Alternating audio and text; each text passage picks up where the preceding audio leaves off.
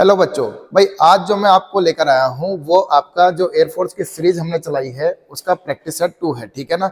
और मेरा बस आपसे यही कहना है कि आप पेन कॉपी लेकर बैठ जाओ ताकि जो भी मैं सवाल आपको बताऊं उसको आप भली भांति पूरा अच्छे से पहले सोल्व कर लो, ताकि बाद में उसे चेक करो कि सर ने किस तरीके से बताया है और मैंने किस तरीके से कराया, मैच कर रहा है या उससे भी बेहतर है, तो उसको अप्लाई करके नंबर करो। बस मेरिट में आपके नंबर बनने चाहिए, बाकी दूसरा और कोई टारगेट नहीं है, ठीक है ना। तो हम शुरू करते हैं, लेकिन उससे पहले बता दूं ये मेरे कुछ आपके चैनल हैं, ठीक है ना, सोशल मीडिया के। तो आप उस पर जाकर सारी जितनी भी सुविधाएं हैं इस पे पीडीएफ वगैरह जितने भी हैं उनका लाभ उठा सकते हैं, ठीक है ना। तो इनसे जुड़ जाएं, सब बच्चों से मैं ये बात कह रहा हूँ। तो भाई शुरू करते हैं पहले क्वेश्चन से, ठीक है ना। पहला क्वेश्चन है कि जो ड्राइवर है आपका, तो ड्राइवर का कोड 12 दे रखा है, इसी तरीके से आगे जितने भी शब्द हैं उनके कोड आपको दे रखे हैं, ठीक है ना। तो यहाँ से मैं चेक करूंगा कि इस ड्राइवर में आपके कितने अल्फाबेट हैं। तो आपने कहा 1 2 3 4 5 6, 6 इसमें अल्फाबेट लगे हैं, तो उसका कोड दे दिया 12। इसमें कितने हैं, तो आपने कहा 1 2 3 4 5 6 7 8 9 10, 10 है तो 10 का कोड दे दिया 20। यानी जितने नंबर ऑफ लेटर हैं आपके उतना ही उसका दुगना करते ही आपको आंसर मिल रहा है। तो कार में कितना होगा, 1 2 3, 3 आपके अल्फाबेट हैं, तो 3 इंटू 2 तो आप कहेंगे 6। तो 6 क्या इसमें है ऑप्शन में, तो ये बिल्कुल मिल गया। क्लियर है बात, बढ़ जाऊं आगे, ठीक है ना। चलिए दूसरा है कि श्रृंखला जो होगी सीरीज में अगला नंबर क्या होगा, नेक्स्ट नंबर के बारे में पूछ रहा है। तो पहले तो सबसे पहले यहाँ देखा कितना आपका डिफरेंस है, आपने का 9 का। यहाँ पर कितना डिफरेंस है, आपने का 11 का। यहाँ पर कितना डिफरेंस है, आपने का 13 का। यहाँ पर कितना है, तो आपने का 15 का। तो अगला कितने का होना चाहिए, तो आपने देखा ये सारे ओड नंबर में बढ़ रहा है ओपी। अगला नंबर क्या होगा, 17। तो 17 और 93 यानी 17 कितना हो जाएगा, 110 हो जाएगा। क्लियर है बात बच्चों, चलो यहाँ पर लिख भी देते हैं, 93 प्लस आपका 17 कितना हो जाएगा, 110। चलिए अगला क्वेश्चन, 28 बच्चों की एक पंक्ति में, मैं लिख भी देता हूँ इसमें क्या क्या आपको गिवन है। तो एक तो टोटल दे रखा है कि पंक्ति में टोटल कितना है, तो आपने कहा ये 28, ठीक है। दूसरा आपको दे रखा है जमुना जो है बाएं छोर से यानी लेफ्ट साइड से, तो यानी जमुना जो है आपकी लेफ्ट साइड से कितने नंबर पर है, 12वें नंबर पर है। फिर उसके बाद गंगा जो है सबसे दाएं छोर से, यानी कि गंगा जो हो गई वो राइट साइड से कितनी हो गई, तो आपने कहा वो 19वें स्थान पर है, ठीक है ना। तो आपको यहाँ से एल भी पता है, आर भी पता है, और आपको क्या गिवन है, टोटल भी गिवन है। तो आप यहाँ से चेक करोगे जो आपका आर प्लस एल है यानी कि 19 प्लस 11, क्या वो आपका टोटल प्लस 2 से बड़ा है क्या नहीं। तो आपने कहा बिल्कुल दिखाई दे रहा है, तो आपने कहा ये 31 हो गया दोनों को मिलाकर, और ये कितना हो गया बच्चों, तो आपने कहा ये 28 है, 28 प्लस 2 30। तो बस आप कहोगे सर इनके बीच में लोग कितने बैठे हैं, तो आपने देखा इनके बीच में जो डिफरेंस बना वही आपका बीच के लोग हो जाते हैं। तो 31 में से 30 माइनस करा दूं तो कितना रह जाएगा, 1। तो बीच के लोग कितने आ गए भाई, बीच के लोग आ गए 1, यानी गंगा और जमुना के बीच में कितने लोग बैठे हैं, 1।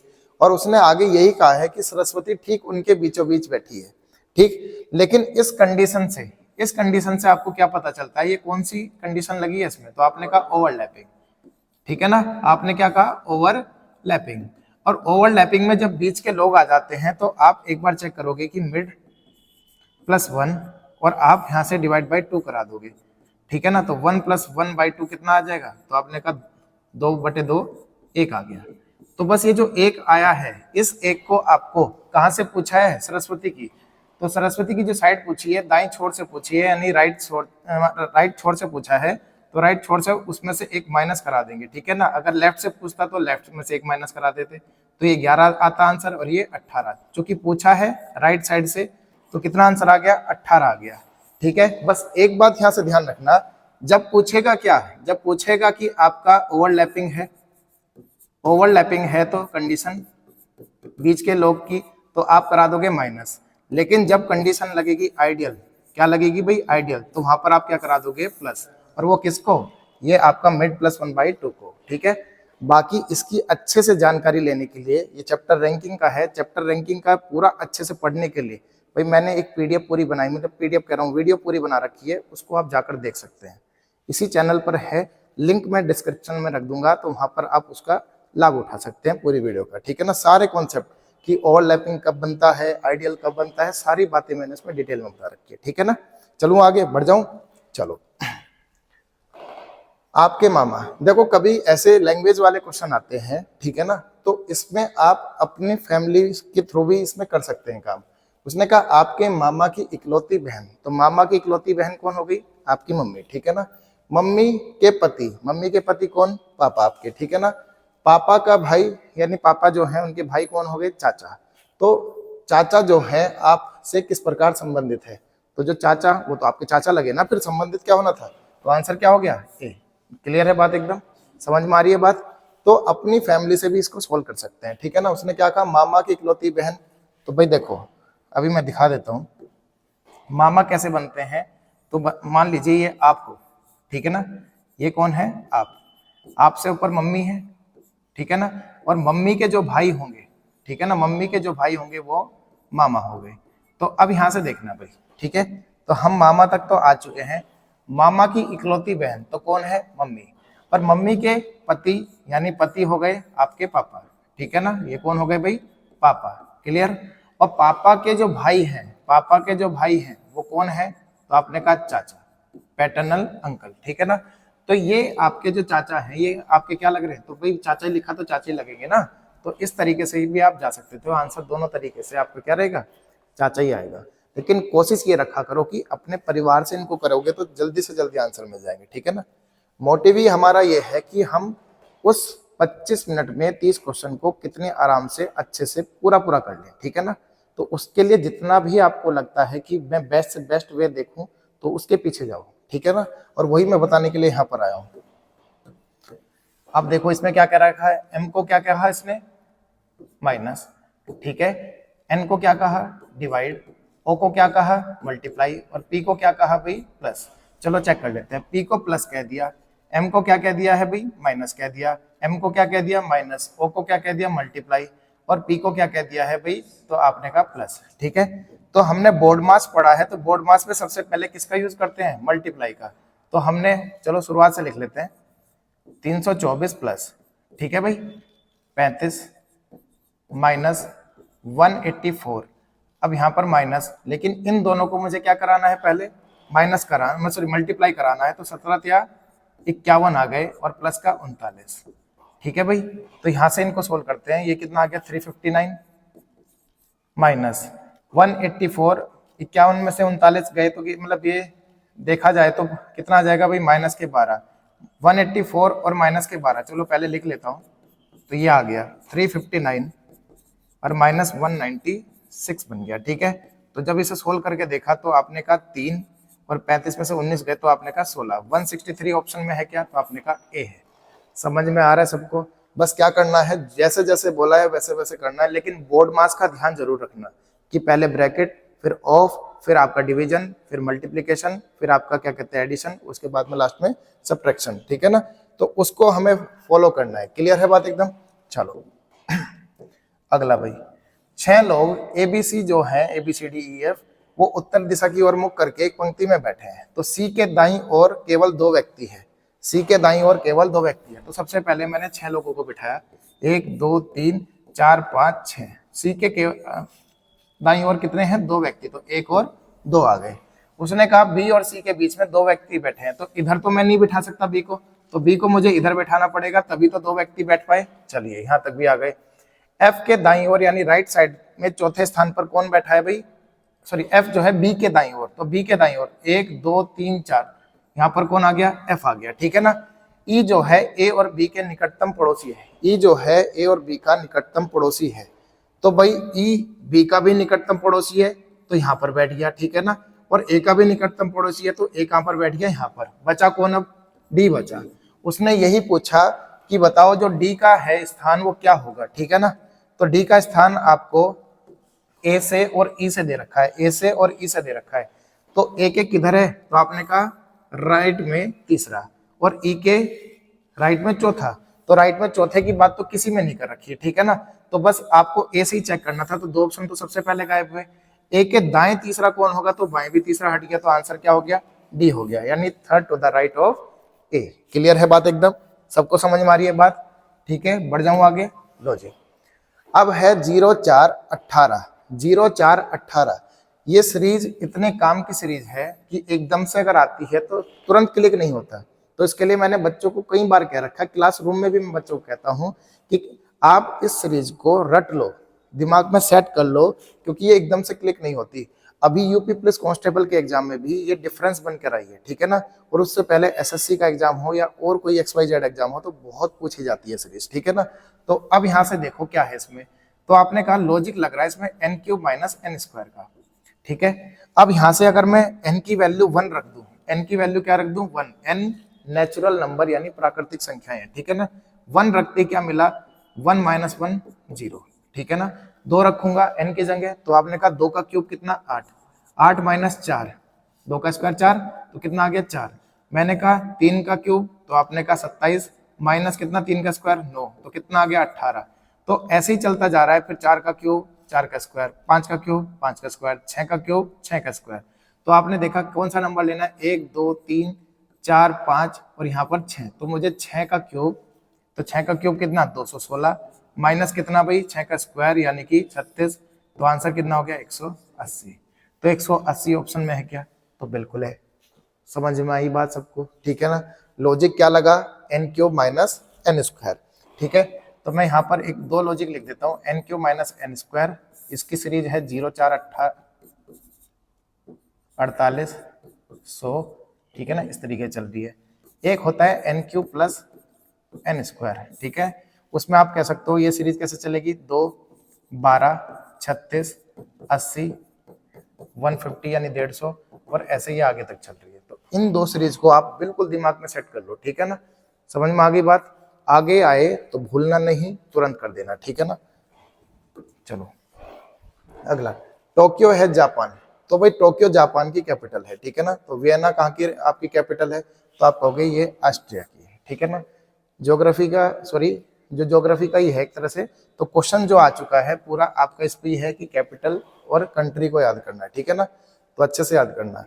ये सवाल भी कुछ ऐसे ही हो गया, तेहरान बांग्लादेश पाकिस्तान म्यांमार। तो मैंने कहा ये 3 जो है ये कंट्रीज हैं, कंट्रीज के नेम है, लेकिन तेहरान जो है वो एक कैपिटल है, और कैपिटल कहाँ की है, ईरान की है, ठीक है ना। तो सिर्फ यही आपका एक है जो अलग हो गया है इन सबसे। उसने फाइंड ओड वन आउट कहा था, यानी जो इनमें सबसे अलग होगा विषम को ढूंढे, ठीक है ना।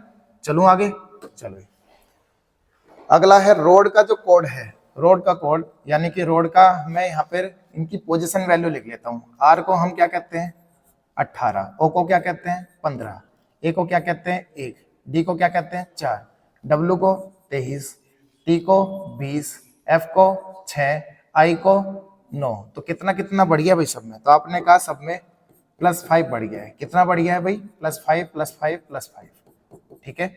ऊपर से नीचे जाते हुए क्या हो रहा है भाई सब में, तो आपने कहा +5 +5 +5।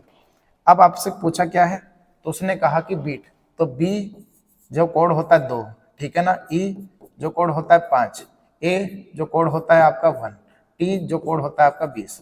तो अब यहाँ से देखते हैं, सबसे पहले उसने कहा सब में 5 जोड़ दो, तो 7 मिलते 7 किसका कोड, जी का। तो जी आपका इस ऑप्शन में नहीं, हट गया। मैंने कहा 5 में 5 मिला 10, यानी कौन आ गया जे। तो जे इसमें एफ में नहीं है, इसमें नहीं है, तो आंसर क्या हो गया ए। समझ में आ रही है बात, क्लियर है। बढ़ता चलूँ आगे भाई, ठीक है ना। इस तरीके से पोजीशन वैल्यू आप देखोगे उसमें आपको आंसर मिल जाएंगे। फिगर काउंटिंग का सवाल है, ठीक है। इसके लिए सबसे पहले एक बात सीखना, मैं अगर आपसे पूछता हूं कि इस फिगर में कितने ट्रायंगल हैं, तो ऐसे में आपको क्या करना है, ऐसे में आपको देखना है सबसे पहले कितने पार्ट में मैंने इसे डिवाइड करा, ठीक है ना। सेम इसमें दूसरी फिगर में आपको लेता हूं, ठीक है। इसमें कितने पार्ट में डिवाइड हुआ, तो आपने कहा 1 2 3 4। तो इसमें कितने ट्रायंगल है और इसमें कितने ट्रायंगल है, तो आपने कहा इसमें सर दोनों को जोड़ दूं कितने आ जाएंगे 3, ठीक है ना। इसमें सबको जोड़ दूं तो कितने आ जाएंगे 10। क्या ये 2 आकृतियां आपको इसमें और ये आकृति इसमें दिखाई दे रही है, तो आप कहोगे सर बिल्कुल, ठीक है ना। तो इस वाली आकृति में कितने बन गई भाई, तो आपने कहा 10। इसमें कितने बन गए, तो आपने कहा 3, तो 10 और 3 13। दोनों को आपस में मर्ज करने पर, दोनों को जोड़ने पर कोई नई आकृति बनी क्या, तो आपने कहा कोई नई आकृति नहीं बनी। तो इसका मतलब है कि आपके 10 और 3 13 ही आंसर रह गए। सवाल में मजा आया कि नहीं आया, बढ़ जाऊं आगे भाई।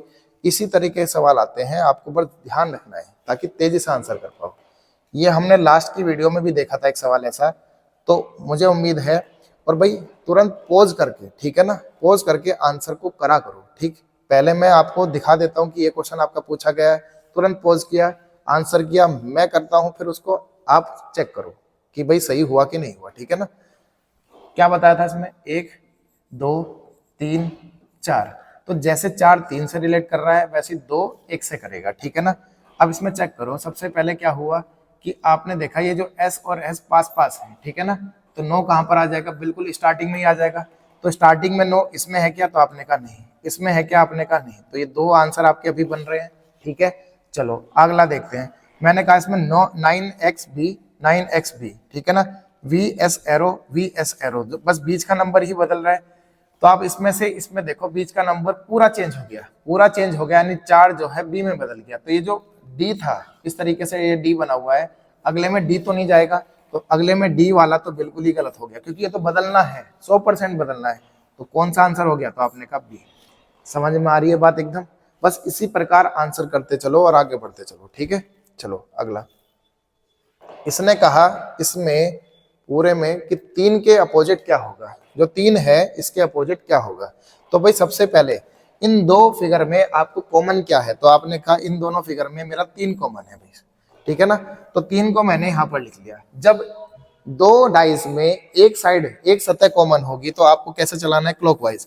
3 से क्या गया 1, 1 से क्या गया 2, तो एक बार मैं चलाऊंगा, 3 से क्या गया 1, 1 से क्या गया 2, दूसरे में क्या गया 3 से 5, 5 से क्या गया 6, 3 से गया 5, 5 से गया 6। कोई दिक्कत यहाँ तक भाई। जो सामने सामने है, जो क्या है भाई, सामने सामने है, वो आपस में अपोजिट। तो 2 के अपोजिट कितना 6, या 6 के अपोजिट कितना 2, 1 के अपोजिट कितना 5, और 5 के अपोजिट कितना 1। क्लियर है। तो इसमें कौन सा नंबर नहीं है, तो आपने कहा 3 और 4 नहीं है, तो यानी ये आपस में अपोजिट हो जाएंगे।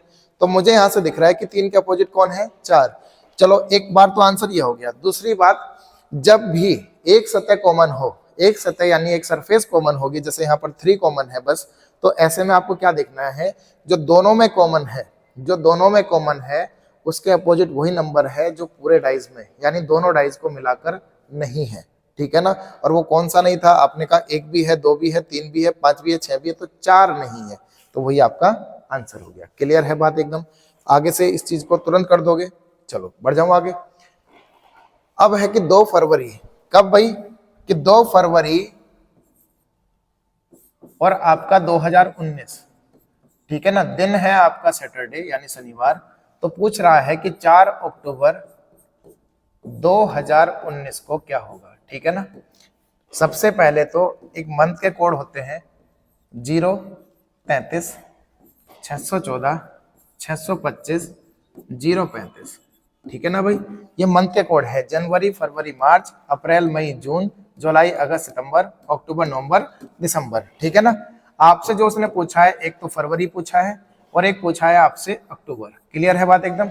एक फरवरी पूछा है दूसरा एक अक्टूबर। ठीक, तो बस आपको क्या देखना है, सबसे पहले जो सेम है उनको उड़ा दो, उड़ा दिए। ठीक है ना, अब फरवरी का कोड कितना है, तो आपने कहा ये नॉर्मल ईयर है, लीप ईयर नहीं था, तो कितना हो गया 3। ठीक है ना, और आपका अक्टूबर का कोड कितना है 0। ठीक है, अब ऊपर देखो 2 और 3 5, तो अगर किसी महीने की 5 तारीख को सैटरडे है, किसी महीने की 5 तारीख को क्या है भाई, सैटरडे है, तो उस महीने की 4 + 0 4 तारीख को क्या होगा, तो एक दिन पीछे चले जाएंगे ना भाई। 5 तारीख को अगर सैटरडे है तो 4 को फ्राइडे ही रहा होगा, एक दिन पीछे। तो मैं यहाँ से जब एक दिन कम यहाँ से हुआ है तो एक दिन यहाँ से भी कम होगा, तो क्या जाएगा फ्राइडे। आया स्वाद। ठीक है ना, तो बस इसी प्रकार आंसर करते चले। कोड को याद रखना है, चीजें अप्लाई करनी है और आंसर करते जाना है। क्लियर हो गई बात एकदम। बढ़ जाऊं आगे। चलो भाई, अब सवाल है ये, ठीक है ना, कि इसमें आपका अगला नंबर क्या होगा। तो भाई ये एक सीरीज है, एक पूरे पैटर्न पर चल रही है। ठीक है ना, पहले आपके 5 थे, फिर 4 हुए, फिर 3 हुए, फिर 2 हुए, तो अगली बारी में क्या होगा 1 होगा, और एरो एक ही साइड चल रहा है तो वो भी। ठीक है ना, तो ऐसे में एक आंसर गलत कर दिया, लेकिन हम इसमें देख सकते थे प्लस पे, क्योंकि सीधा दिख रहा है कि प्लस यहाँ से यहाँ पर पहुंचा और बन क्या गया क्रॉस, क्रॉस यहाँ से यहाँ तक पहुंचा तो क्या बन गया प्लस, प्लस जो है यहाँ से यहाँ तक पहुंचा तो क्या बन गया क्रॉस। तो जो क्रॉस है वो यहाँ पर जाएगा, क्या बनकर जाएगा प्लस बनकर जाएगा। क्या इस वाले ऑप्शन में है, इस वाले ऑप्शन में तो है, इस वाले ऑप्शन में भी नहीं है, तो आंसर क्या हो गया डी हो गया। समझ में आ रही है बातें। तो यहाँ तक आपके जितने पे प्रैक्टिस सेट में आते हैं क्वेश्चन एक में, वो पूरा सेट बना कर लेकर आ रहा हूँ। बस आपको क्या करना है, डेली बस जुड़े रहना है, ठीक है। जब जब वीडियो आती है तो इसको देखो।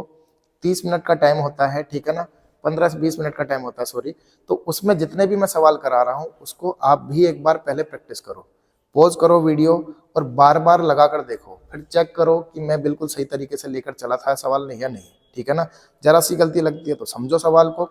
इसी पैटर्न से चलोगे तो 17 तारीख का जो पेपर है इस बार, उसमें रीजनिंग का एक भी सवाल गलत नहीं होगा, ठीक है ना। सारी वीडियो को बराबर देखते रहो। जितने बच्चे आगे आपकी जानकारी में है, नॉलेज में है, उनको ये वीडियो शेयर करो ताकि उनको भी एयरफोर्स का पूरा लाभ उठा पाए, ठीक है ना। वो एग्जाम जो आ रहा है उसको अच्छे से कर पाए। बाकी आज की वीडियो में इतना ही रखते हैं, मिलते हैं अगली वीडियो में। जय हिंद।